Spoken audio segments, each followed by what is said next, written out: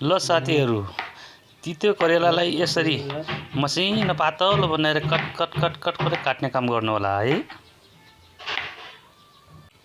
काटिसकेको तितो करेलालाई नुन हालेर यसरी पक्क पक्क पारेर नुनलाई मिसाउनु पर्दछ साथीहरू, अनि पानी छोड्छ है। काटेर नुनमा मसेको तितो करेलालाई यसरी नै पानी निचरेर तेलको कराईमा हाल्नु पर्दछ र त्यसलाई पर भुट्नु पर्दछ। अनि पो तितो करेलाको तितो स्वाद पनि त्यति हुन्न र मिठै हुन्छ। र त्यसपछि यसमा हरियो खुर्सानी हालिदिने।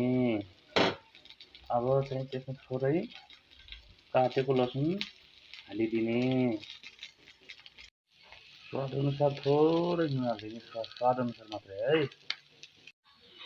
ल, तितो करेला खानलाई रेडी भयो साथीहरू। रातो भयो हेर्नुहोस्। अब अलिअलि बास पनि आइरहेछ। त्यसै जलेको त छैन, जल्न लागेको जस्तो बास आएको छ। खानलाई रेडी।